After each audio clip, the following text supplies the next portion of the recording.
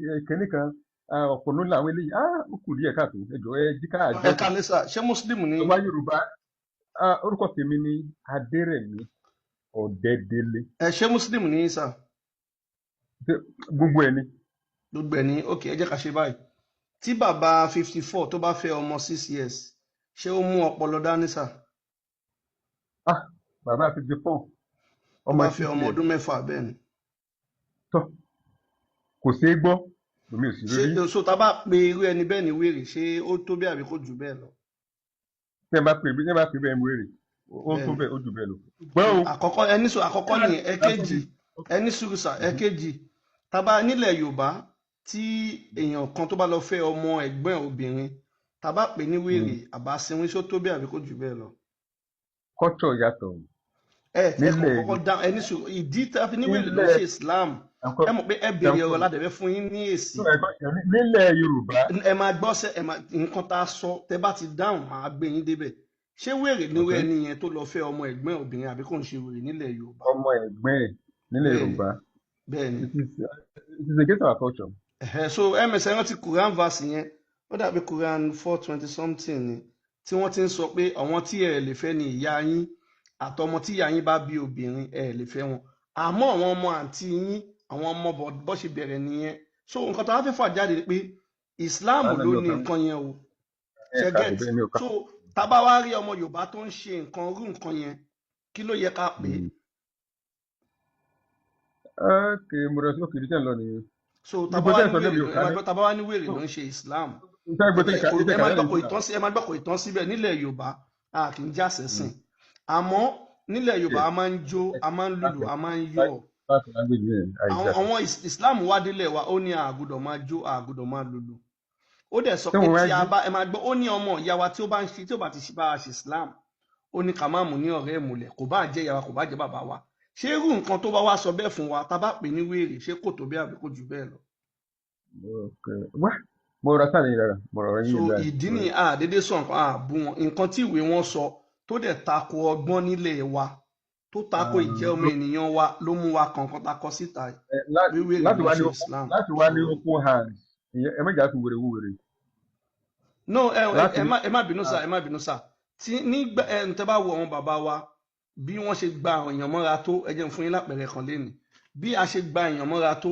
lénìí ibi tí àwa Yorùbá ta nífẹ̀ẹ́ ará àtàdé ẹ rí pé bá a ṣe tún nífẹ̀ẹ́ dé ń sìn àwọn Yíbò wọ́n máa ń bú Yorùbá pé a ti ta gbogbo ilẹ̀ wa láì talẹ̀ ẹ máa wo ibi tí mò ń lọ o àwọn àjòjì nílẹ̀ wa fún wọn láyè débi pé ní ilẹ̀ Yorùbá nìkan lẹ ti máa rí tí ọmọ Yíbò máa jáde fún ìdìbò nílẹ̀ Yorùbá kò ṣẹlẹ̀ rí nílẹ̀ Yíbò ibi tá a nífẹ̀ẹ́ dé gbogbo ìgbà tá a gbà pé alẹ́ mi tó dáa tá a ti dákẹ́ jù ìgbà tí wọ́n gbé ẹ̀sìn dé ẹ máa rí mọ́ṣáláṣí tó máa kọ́ wọ́n wá kọ́ sínú ìlú tí wọ́n fún wọn nílẹ̀ àwọn ọlọ́mọ padà sọ pé eléégún yẹn tó bá ti ń kọjá mọ́ṣáláṣí kó má lùlù mọ́ àwọn eléégún yẹn ò ṣe dáadáa gbogbo nǹkan tá a ti tọ́wọ́n bàbá wa ti gbà làwa ti dìde pé a ní gbà mọ́ nísìn mọ́ṣáláṣí ò bá tó 20 télégún bá ń lọ wájú mọ́ṣáláṣí kọ́ lùlù kọ́ jó gbogbo bá a ṣe ti fọwọ́ lẹ́rán fún wọn ti pẹ́ yẹn ló jẹ́ kọ́ wò wípé àwọn lágbára kan jù wá lọ so àwọn nǹkan yẹn là ní ṣe mọ́ ẹ lọ́wọ́ àwọn àfáà kan wà lÓgbómọ̀ṣọ́ ìmọ̀ọ́mù Ògbómọ̀ṣọ́ ó máa wà lórí kíńbàlì báyìí máa di máìkì mú pé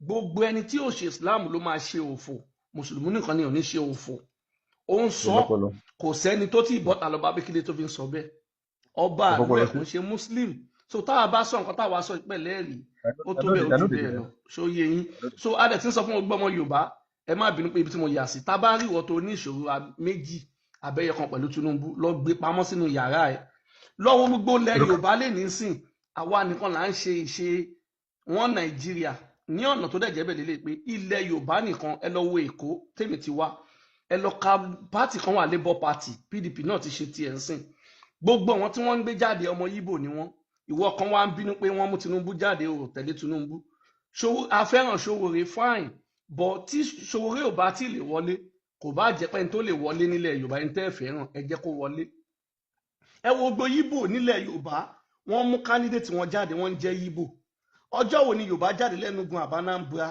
àbí Imo fún nǹkan kan àbí nílẹ̀ Haúsá so gbogbo ọmọ Yorùbá ẹ gbọ́dọ̀ dúró pé tiwa ni tiwa gbogbo nǹkan ló bá di jẹ́ tiwa lẹ́ka dúró ti ìdí tàbí jáde fún àwọn àfáà ènìyàn pé ẹ lè máa bà nǹkan lẹ̀ wa jẹ́ kẹ́ máa gbé nǹkan Saudi ga kò sí èpè táwọn ará bí òun ṣe fún wọn alálẹ̀ wa wọ́n sọ débi pé èdè Yorùbá gan ò dáa kò dùn so tá a bá wá pè wọ́n ní wèrè alẹ́rìí tó pọ̀ ta tó jáde tẹ́ bá wà wá náà ìjẹ́ ọmọlúwàbí wà lára wa la ṣe bá wọn ṣe bá ṣe ń bá wọn ṣe gbogbo ìtàn máa sọ pé mùsùlùmí ò kọkú yẹn tá a bá bá wọn ṣe ti ìdàkejì kò sí nǹkan tó lè dá ṣe so ìdí nìyẹn wèrè ló ń ṣe Islam ó tó bẹ́ẹ̀ ju bẹ́ẹ̀ lọ ẹ tẹ̀síwájú. kí n má parọ́ fún yín religion ẹni bá ṣẹlẹ́sìn èèyàn kì í ṣe ẹ̀sìn púpọ̀ ńgbà mi ẹ̀sìn mọ́ ẹjẹ́ kí èèyàn gbọ́n gbà mí fact ló sọ fún yín ẹ̀sìn mọ́ ẹjẹ́ kí èèyàn gbọ́n gbà mí torí ọ̀pọ̀lọpọ̀ tá a kà tá a tẹ̀lé ààrẹ fact tó bọ́ tí mo kà rí nínú Islam díẹ̀ ni pé kì í mọ́ ẹjẹ́ kí èèyàn wà contented ẹ̀gẹ́ mi contented yẹn wà lè mú já sí agọ̀ ní angle mi ẹ̀gẹ́ sí Yorùbá mi tí mo bá rí pé. rí dáadáa kankan tí Muhammadu ṣe ẹ̀kọ́ ṣáà ń tẹ̀lé. no ok ṣé Muhammad. bẹ́ẹ̀ni. ọ̀pọ̀lọpọ̀ nígbà tí mi wà ní I think 1985 ni mo lọ ilé kí èèyàn rẹ̀ deep for one reason or the other jáde mi pé ìgbé ilé kí ó lọ fẹ́ lọ ní àbí school mo lè fún mo fẹ́ lọ school so I thought.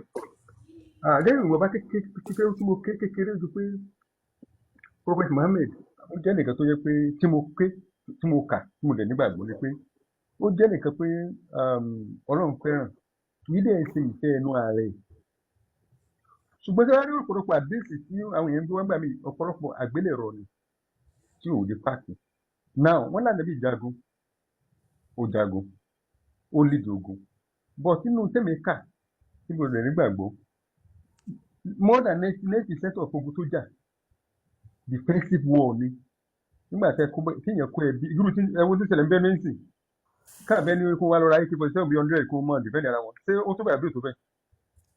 Sà bẹ́ẹ̀ ṣe ń sọ̀rọ̀ lọ́lẹ̀ nísìnyí ẹ sọ pé tẹ̀ka àwọn ilé tó ṣe pé defensive war ni ṣe lè fún wa lẹ́rìí ibi tẹ̀ ti kà á pé bóyá Muhammadu kò kí ń ṣèfẹ́nu ara ẹ̀ àwọn ogun tó dẹ̀ máa ń jà defensive war ni ẹ fún wa náà káwa náà kà á. ok ẹ lọ ka battle of Kindak àti battle of Badr. no ṣẹ́rí ẹ̀sà nǹkan tẹ́ máa fún wa tá máa jọ kà ń bì báyìí ní tó ṣe pé ẹ máa rán wa pé ká lọ kà á tàbí ẹ máa ṣe kámẹ́rà yín a máa wò lọ́dọ̀ yín. mi ní láì jẹ́ pé kí n mú argument máa dàbí kí n máa twist irọ́. àfẹ́ kó dàbí irọ́ náà la fi ní pé a fẹ́ jọ kà á. ẹni jẹ́ ọmọ jẹ́ bí 85 sí kí ni yé jẹ́. ẹ̀sà nǹkan tẹ́lẹ̀ kà yẹn nǹkan tẹ́lẹ̀ kà. I'm not bad. Eh? I'm not very bad. You get me? nǹkan tí wọ́n ń sọ ni pé bẹ́ẹ̀ ṣe sọ orúkọ yẹn kẹ́ sọ ṣáfítà àti nọ́mbà ká lè gbé síta kájọ ká nǹkan tí àríyànjú àti sọ nìyẹn ṣẹ̀gẹ̀ tí ẹ̀ bá mọ̀ ẹ̀ mọ́ àwọn àfáà mi ló sọ fún mi o ṣẹ̀gẹ̀ so. láti pé wà ní secondary school mo ṣe Arabic study so a lè kọ battle of Badr gbogbo yẹn a study ẹ̀ nǹkan fà immediate call. ẹ̀sà ẹ fún wa ní nǹkan tẹ kà yẹn àwa fẹ́jọ kà ń bì báyìí. ẹ sọ pé mi ò mọ ní tó wà ní but ẹ gbọ́gbẹ̀ pé battle of Badr battle of Kandak. ṣẹ́rí ogun Badr tẹgbẹ́nu lé yẹn ogun Badr yẹn Muhammadu lọ kó wọn lógun ni Muhammadu dẹ̀ jí pátápópa nínú ogun yẹn. ẹgbẹ́ ìjọba mi èyí tó kọ́ ó dàgbà ẹ̀rọ fún wa pé Biafra wọ wọ́n fa yíbò ni kí ni kó ti kọ́ sí ẹ̀ lábẹ́lẹ̀. nǹkan tẹ̀yìn ṣẹ́rí ẹ sọ pé ti máa ń wò wá ẹ̀dẹ̀ láìkí ẹ̀ ẹbí báyà àkínrojọ́ ẹ máa fún wa lẹ́rìn kan tẹ fẹ́ sọ ni. ẹ̀hìn tó náà wọ pé ibi tí ẹ fẹ́ sì fi mi lẹ́nu yẹn ní tí ò sí lórí mi kí ṣe mọ gbọ́ màá ṣe mọ gbọ́ wù mí. ní sọ tẹ bá ti mọ̀ pé ẹ lẹ́rìí ẹ ní sọ ẹ kàn rọra jẹ́ kó gbénu yín kí tinú máa gbénu kó sì ta máa gbé ta. ẹ lè sọ nípa ogun Badri fún dádì wa ṣẹgbọ́. sẹ́mi fi wọlé o. bàbá wa tá a bá lọ wo Quran chapter 8 verse 7 ó sọ̀rọ̀ ogun Badri ìdígunjalè ló ṣẹlẹ̀ ńbẹ̀ kò ń ṣe ogun sà. ok ẹ bá mi ka sọ́wárẹ̀ tó wà lọ́dọ̀ yín. gbé Quran chapter 8 verse 7 ká sáré tẹ bá kà ó lè máa yẹ yín àwa lọ gbé tafsir Ibn Kathir ó ṣàlàyé ogun yẹn ìdígunjalè ni àwọn Abu Sufyan àwọn ń bọ̀ láti Syria Muhammadu dẹ̀ lọ dá wọn lọ́nà ṣẹgẹ Muhammadu ń jaṣẹ́ mọ̀ pé ó lè ní bàbá. no àforíjì kan ṣẹ́yìn ò mọ̀ ni. ọ̀rọ̀ pé kò make sense kó a máa mú jáde nù ìwé yẹn náà. no listen kí obìnrin Christian tó strong ní sí kí wọ́n lọ pé ms ẹ má bàa wọn ṣe ẹ jẹ́ ká ka vaasi fún wọn ká lè gbé ibi tí Muhammadu tó ti ń lé Muhammadu lọ tó ti faṣọ ẹ̀yà so kọ́ máa bí à ń sọ̀rọ̀ lórí ṣẹ́gẹ́ ẹ jẹ́ ká ka ìwé fún wọn so ẹ jẹ́ a lọ ẹ ṣe. Definitely, I join for intellectual discussion. ẹ má wọrí àbáyín jà á fẹ́ ka ìwé yín fún yín ni so ms ẹ jẹ́ a lọ. Ó ti wà bísí. ẹ má bí wọn bú yín nǹkan tó wà níwèé ni wọ́n ń kà. ẹ máa gbọ́ o. ms ẹ má kàn bá ẹ kàn kàwé lásán fún wọn. ó ní remember all believers. ẹ̀yin mùsùlùmí ẹ rántí o. When Allah promised to give you the upper hand over either target. Nígbà tí Allah ṣe ìlérí fún yín pé òun máa gbé yín borí àwọn ibi tẹ́ ti fẹ́ lọ jalè àwọn operation. ẹ máa gbé lọ bẹ́ẹ̀ ó yá. Bàbá ti lọ o. You wish to capture the unarmed party. Tó jẹ́ pé àwọn tí wọ́n ní bí èrò ogun lọ́wọ́ o. Àwọn ẹ̀ ló fẹ́ lọ kojú. But it was Allah's will to establish the truth by his words. Torí bàlá ṣe fẹ́ nìyẹn láti jẹ́ kí òótọ́ fìdí múlẹ̀. Ó yá ẹgbẹ́ Ibn Kathir aya ìwà Ibn Kathir yẹn ra kẹsùn mọ́sàlẹ̀ ó yẹ kẹ́ ẹ mọ bí ṣe máa gbé wá tó ti sọ̀rọ̀ ibi tá Abu Sufyan ti ń bọ̀. Àwọn unarmed party bẹ́ẹ̀ ni àwọn yẹn ò kó nǹkan kan dání wọn ò bá Muhammadu jà o òun làwọn ará bíyìn sọ pé Muhammadu wọ́n kógun jà Muhammadu defensive war ibo yẹn defensive war wà ń bì. Irọ́ ni ogbó kínní náà. Tí fún Muhammadu lè pè màmá ẹ̀ bàbá ẹ̀ ti sáré jápa. Ó lè gan ó lè làwọn tó ń tẹ̀lé Muhammadu náà. Ó ti sáré ń sọ ó ti wà insulting ṣé wọ́n tàn tí ìsọ̀tì ànábì mọ́. Níbi tí ò gbádùn. Ẹ kò bóyá Àyàmádélé kìí máa Quran ṣé bí Kathir lè ẹ̀sùn sísàlẹ̀. Toró pọ̀ díẹ̀ ó yẹ kẹ́ ẹ ti mọ ibi tẹ́ ti máa gbé ibi tí Abu Sufyan ti ń bọ̀ ó yá kó tún lọ sàlẹ̀ díẹ̀ sí.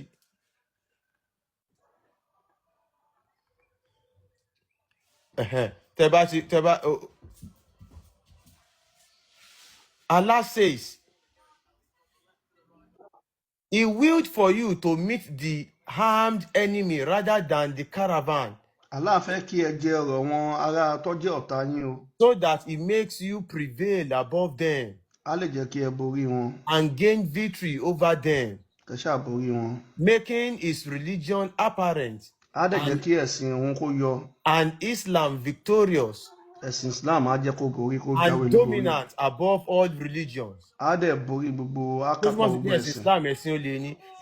He has perfect knowledge of the consequences of all things. Allah mọ̀ nípa ó mọ ìṣẹ̀lẹ̀ tó máa ṣẹlẹ̀ nípa gbogbo nǹkan o. You are surrounded by his wise planning.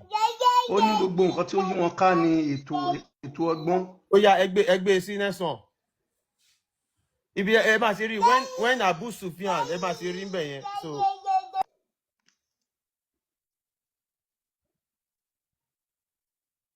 Mùsùlùmí wọ́n máa rojọ́ 30 page kò sí evidence àwọn ẹlẹ́jọ́.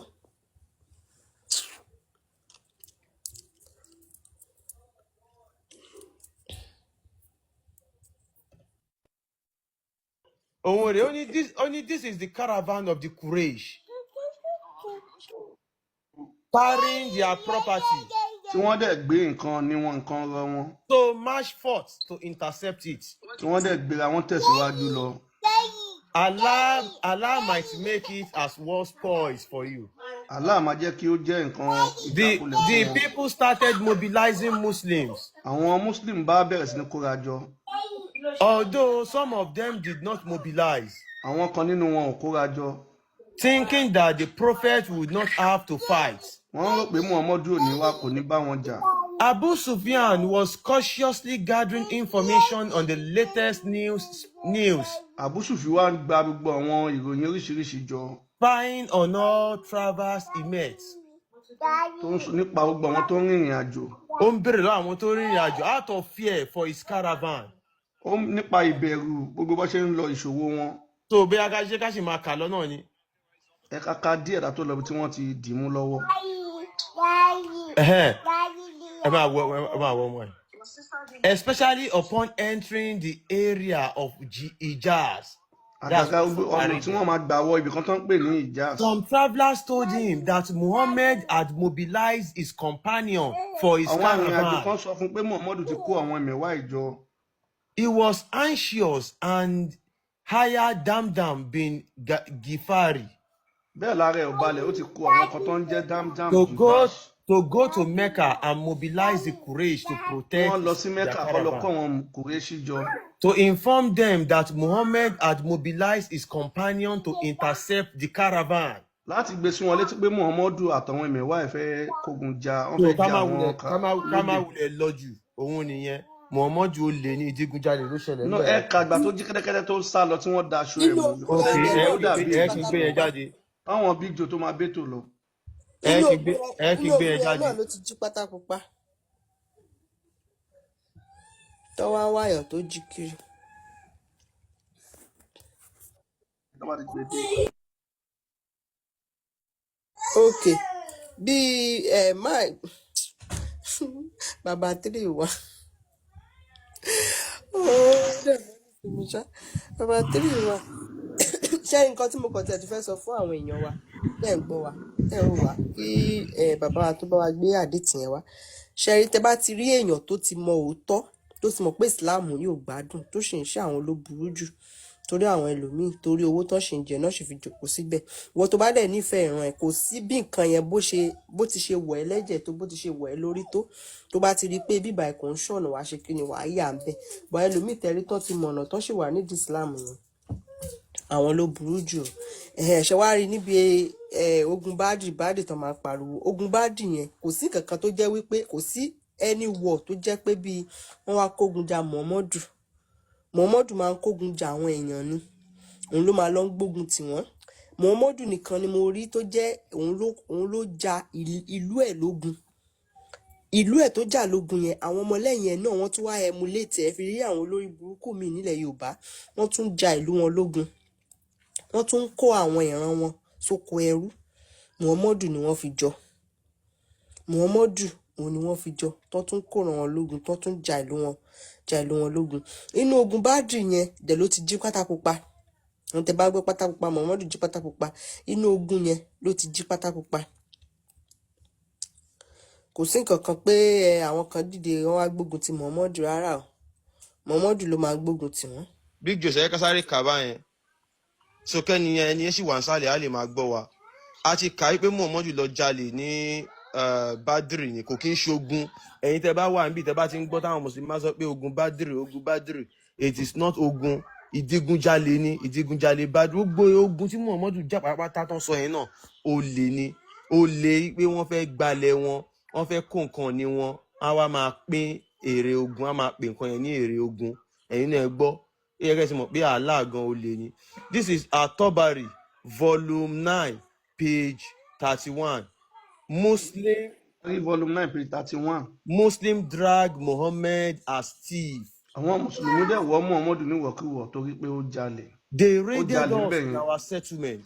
àwọn Muhammadu lọ jalè níbi tí àwọn arákùnrin yẹn fi ṣe ibùgbé. Though we were men who retaliated. wọ́n ní àwọn ọkùnrin wà àtọ́tọ́kùnrin tí wọ́n sọ ọ̀gùn This is the end of Abu Wajah report. ibi ni Abu Wajah parí ìròyìn tiẹ̀ sí. To return to the report of Amir bin Shuaib. ká padà síbi tí Amir bin Shuaib ti ń ṣàlàyé tiẹ̀. After the messenger of Allah had completed the return of the captives of Unayya to their families. lẹ́yìn tí Muhammadu lọ kó àwọn ẹrù kan fún àwọn mọ̀lẹ́bí kan tó ń jẹ́ mọ̀lẹ́bí Unayya. He rode away. Muhammadu bá gun kẹ́tẹ́kẹ́tẹ́ ó bá ń sá ló bá ń And the jù people lọ. followed him. wọ́n bá ń lé Muhammadu ó bá ń kígbe olè. Saying, wọ́n bá ń pariwo pé "Oh, messenger of Allah, Muhammadu olè òjíṣẹ́ Allah. divide our booty of camels and fún wa lọ́wọ́n cattle kẹ́tẹ́kẹ́tẹ́ màálù àwọn among nǹkan us." táwa lọ jí fún wa ń tiwa àwọn bá ń lé lọ. Until they forced him back against a tree. títí tí wọ́n fi gbá Muhammadu mọ́ bá fẹ̀yìn ẹ̀ tàgbà. And his mantle was pulled away wọ́n bá lọ́ from him. Muhammadu mú wọ́n bọ́ aṣọ lọ́rùn ẹ̀ wọ́n bọ́ ṣòkòtò ń díẹ̀. He said, Muhammadu bá kígbe ó bá wí pé "Oh man, ẹ ṣàánú mi ẹ̀yin ọmọ ènìyàn. give me back my ẹ má mantle. jẹ́ ìhòòhò ọjà ẹ fún mi láṣọ mi wọ́n fún mi láṣọ kò fún mi lókùn. Muhammadu bá ń ké. By Allah, nípa ti Allah If I had as many sheep tó bá jẹ́ pé òun as the lọ́wọ́n kinní tó trees pọ̀ of màálù kẹ́tẹ́kẹ́tẹ́ tó pọ̀ Tiama, òun á fún yín ẹ I ṣàánú would mi have divided them màá ti fún yín ẹ má among jẹ́ you. rìn wọjà ẹ ṣàánú mi. Torí pé nǹkan tó jí bẹ̀ yẹn nǹkan yẹn ó dà pé kó pọ̀ ó wà wò pé kinní yóò lè tó pín ọ ló bá kó gbogbo ẹ̀ ọmọ oró ó gbèjà pa ọmọ olè ní bọ̀bọ́ yẹn náà ẹgbọ́n sókè Big Joes Amadélékèdà ọjà pa ẹ̀hún tabarẹ́ni tó là pé Muhammadu ló lè pé nǹkan tó wà nínú ìwé wọn ni a kà so Mr. Tayo tabarẹ́ni tó Dada bá ń ṣe bínú wà ẹ lọ bẹ́ẹ̀. bínú sí ìwé yín àwa kọ́ lè máa bínú sí. So ó dà pé bí jo wà lórí kọ́ ẹ lè jẹ́ a máa sọ nípa òkúta yẹn lọ́tọ́ tó dé so ẹ mẹ́ta.